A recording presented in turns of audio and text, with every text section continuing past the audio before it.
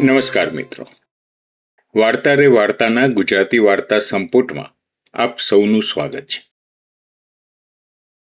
મૂળ તો અમે આ વાર્તાઓ અમારી રેગ્યુલર ચેનલ જિંદગી એક સફર પર રજૂ કરવાના હતા, પણ જિંદગી એક સફરમાં અમે મોટે ભાગે મ્યુઝિકના કાર્યક્રમ મૂકતા હોઈએ છીએ, એટલે એવું નક્કી કર્યું કે વાર્તાઓને જુદી રાખવી અને સિસ્ટર ચેનલ બની એક જુદું જ પેજ બન્યું.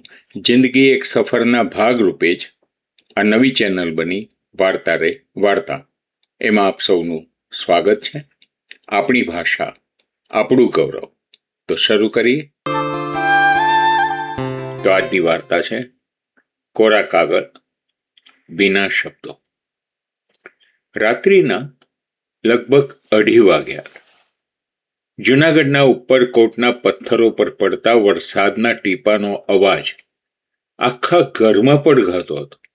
આખું ઘર એક વિચિત્ર અને ભારેખમ શાંતિથી ભરાઈ ગયું હતું. લોકો જઈ ચૂક્યા હતા. બેઠક રૂમમાં લાગેલો પિતાનો ફોટો હજુ ફૂલોના ભાર નીચે દબાયેલો હતો. સાંત્વનાના શબ્દો હવે થાકી ગયા હતા અને ઘરના ખૂણે ખૂણે એક શૂન્યાવકાશ વ્યાપી ગયો હતો. ઘરમાં હવે ફક્ત એક જ ચીજ જીવતી હતી, એમના લખેલા અધૂરા શબ્દો.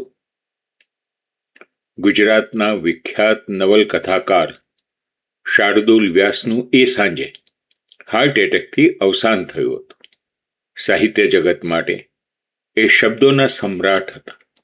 વાચકો માટે હૃદયની ભાષા સમજતો માણસ, પણ પોતાના ઘરમાં એ હંમેશા એક શાંત કિનારો રહ્યા. દીકરી માહી માટે એ એક એવા પિતા હતા જેમને એણે ક્યારેય ખડખડાટ હસતા કે રડતા જોયા નહોતા. એમની આંખોમાં હંમેશા એક દરિયો લહેરાતો, પણ એમાં કયું રહસ્ય ડૂબેલું હતું એ કોઈ જાણી શક્યું નહીં. માહી ધીમે ધીમે પિતાના ખંડમાં પ્રવેશી. પિતાના ગયા પછી પહેલી વાર એ આ રૂમમાં પગ મૂકતી હતી. દિવાલ પર ગોઠવેલા અસંખ્ય એવોર્ડ્સ, વિદેશી સાહિત્યના દુર્લભ પુસ્તકો અને એક બાજુ રાખેલી પિતાની પ્રિય આરામ ખુરશી, બધું જ ત્યાં હતું. બધું જ ત્યાં જ હતું, પણ એ માણસ નહોતો જે આ નિર્જીવ વસ્તુઓમાં પ્રાણ ફૂંકતો. ટેબલ પર હજુ એમના ચશ્મા પડ્યા હતા, જેની દાંડી પર પિતાના સ્વેદની ઝાંખી લકીર હતી. બાજુમાં પડેલી અડધી પીધેલી ચા હવે કાળી અને બરફ જેવી ઠંડી થઈ ગઈ હતી. લેપટોપની સ્ક્રીન હજુ ચાલુ હતી. ટેબલના ઉપરના ભાગે એક નાની ચિઠ્ઠી ચોંટાડેલી હતી, જેના પર પિતાના મરોડદાર અક્ષરે લખ્યું હતું, અધૂરી નવલકથા પૂરી કરવી છે. અધૂરી નવલકથા પૂરી કરવી છે, સમય ઓછો છે. માહી ધ્રુજતા હાથે પિતાની ખુરશી પર બેઠી. એણે લેપટોપ સામે નજર કરી. એક ડોક્યુમેન્ટ ખુલ્લું હતું, જેનું શીર્ષક હતું કોરા કાગળ અને ભીના શબ્દો. કોરા કાગળ, ભીના શબ્દો. માહીએ ધીમે ધીમે સ્ક્રોલ કરવાનું શરૂ કર્યું. જેમ જેમ તે વાંચતી ગઈ તેમ તેમ તેને નવાઈ લાગી. પપ્પાએ પોતાની જિંદગીમાં સામાજિક વિષયો પર લખ્યું હતું, પણ આ નવલકથામાં તો અત્યંત અંગત વેદના હતી. આ વાર્તામાં એક સ્ત્રી હતી, શીતલ. એ સ્ત્રી વાર્તામાં ક્યારેય સીધી રીતે સામે નહોતી આવતી, પણ દરેક પ્રકરણમાં એની સુગંધ હતી. ક્યાંક જૂનાગઢના વરસાદી રસ્તાઓ પર એનો ચાલવાનો અવાજ સંભળાતો, તો ક્યાંક કોઈ જૂના ગીતના મુખડામાં એનું હાસ્ય સંભળાતું. માહીને નવાઈ લાગી. કે પપ્પાએ મમ્મી માટે તો ક્યારેય આવું કાંઈ લખ્યું નહોતું. મમ્મી સાથેના લગ્ન તો એક સામાજિક જવાબદારી જેવા હતા. તો પછી આ શીતલ કોણ હતી? છેલ્લા પાના સુધી પહોંચતા પહોંચતા માહીના હાથ ધ્રુજવા લાગ્યા. ડોક્યુમેન્ટ ત્યાં જ અધૂરું અટકતું હતું. છેલ્લી લાઈન લખેલી હતી, જો તું આ વાંચતી હોય તો સમજજે, મેં દુનિયા માટે ઘણું લખ્યું, પણ હું આખી જિંદગી તને જ લખતો રહ્યો. માહીની આંખોમાં પ્રશ્નોના વંટોળ ઉભા થયા. પપ્પા આખી જિંદગી કોને લખતા હતા? ત્યારે જ એના મનમાં એક જૂની સ્મૃતિ જીવંત થઈ. વર્ષો પહેલા જ્યારે દાદા પથારીવશ હતા અને એમનો છેલ્લો સમય હતો, ત્યારે માહીએ રસોડાના દરવાજે ઊભા રહી અને પપ્પા અને દાદા વચ્ચેનો એક સંવાદ સાંભળ્યો હતો.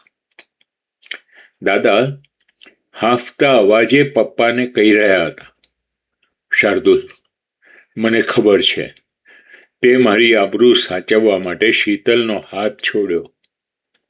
એ છોકરી બીજા ધર્મની હતી એટલે મેં તારો રસ્તો રોક્યો હતો.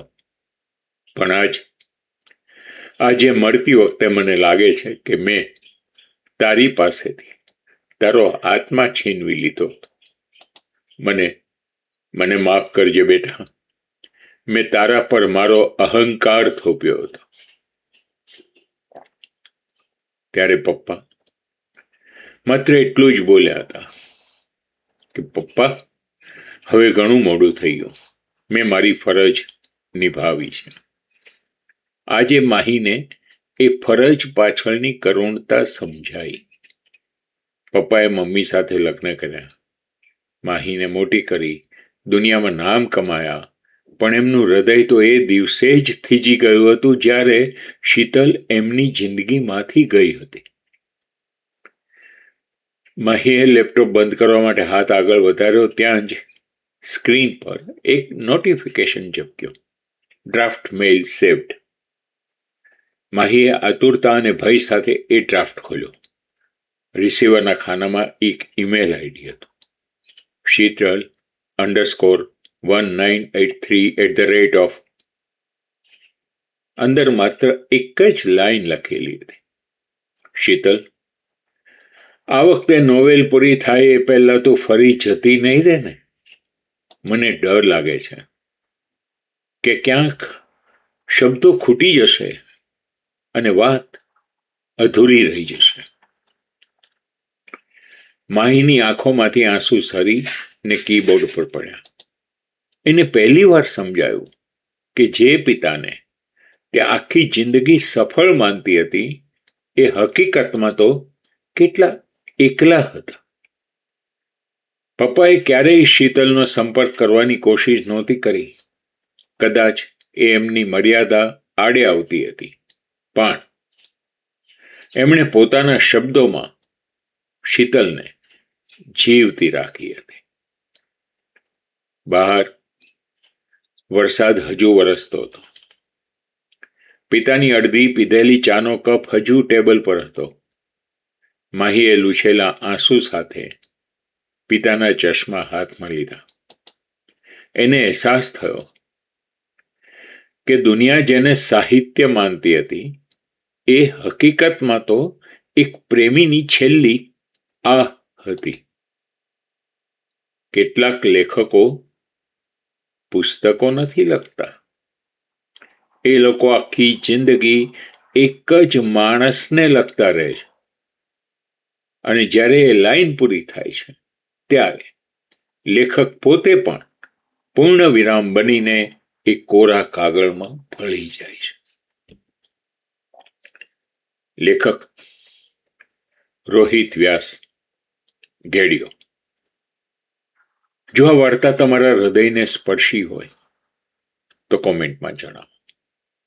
તમારા મિત્રો અને સંબંધીઓ સાથે શેર કરો. અને જો કોઈ કોમેન્ટ્સ હોય, કોઈ સૂચન હોય તો જરૂર જણાવો. આપણી ભાષા, આપણું ગૌરવ. ફરી મળીશું આવી જ કોઈ હૃદયસ્પર્શી વાર્તા સાથે. ત્યાં સુધી મને રજા આપો. નમસ્કાર.